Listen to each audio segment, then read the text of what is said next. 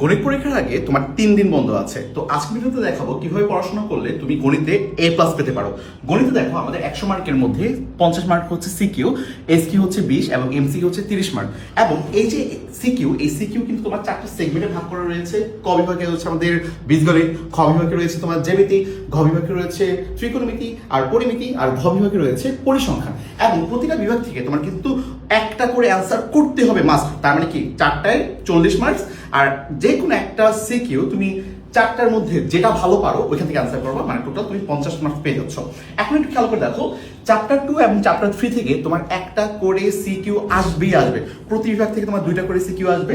তুমি যেটা ভালো পারো এটাই তুমি এখান থেকে অ্যান্সার করবা। চ্যাপ্টার 11 এখান থেকে আসলে তোমার সিকিউ আসবে না, এখান থেকে এমসিকিউ আসবে। এখান থেকে এমসিকিউ গুলো বেশি করে প্র্যাকটিস করে যেও।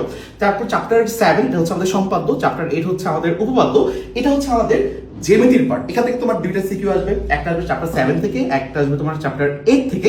আমার ভাইয়া ভিডিও বানানো আছে ইম্পর্টেন্ট উপপাদ্য, ইম্পর্টেন্ট সম্পাদ্য থেকে, ভিডিওটা দিয়ে দিচ্ছি কমেন্টে, এটা দেখে নিও। এখান থেকেও তুমি যেটা ভালো পারো এটা তুমি অ্যান্সার করবা। তার মানে এখান থেকে তোমার একটা সিকিউ কিন্তু হয়ে গেল। তার পরবর্তী পার্টে রয়েছে তোমার চ্যাপ্টার 9 এবং চ্যাপ্টার 16 মানে ত্রিকোণমিতি আর পরিমিতি।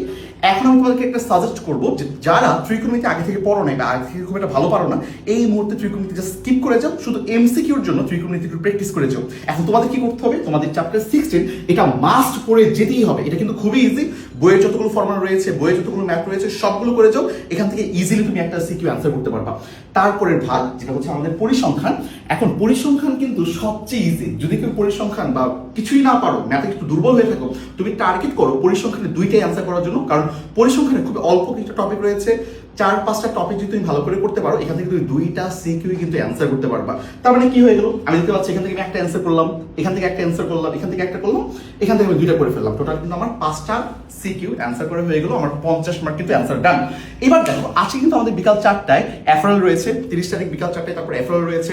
আমি কিন্তু তোমাদেরকে আমাদের ইউটিউব চ্যানেলে টপ 200 এমসিকিউ, যেটা বইয়ের তোমাদের এই 8টা চ্যাপ্টারের যতগুলো ইম্পর্টেন্ট এমসিকিউ রয়েছে সবগুলোর উপর একটা রেকর্ড ভিডিও দিয়েছি, এটার লিঙ্কও কমেন্টে দিয়ে দিচ্ছি। তারপর ক্যালকুলেটর হ্যাক্স, তোমার পরীক্ষায় তুমি যেই ক্যালকুলেটর ইউজ করো, ইএক্স, এমএক্স, সিডব্লিউ, 100 যাই করো না কেন, সবগুলোর ভিডিও কিন্তু আমি আজকে ইউটিউবে আপলোড করে দিব, ওইটার লিঙ্কও তোমরা পেয়ে যাবা। তো ভালো করে প্রিপারেশন নিতে থাকো। দেখা হচ্ছে আজকের বিকাল 4টার এফআরএল লাইভে।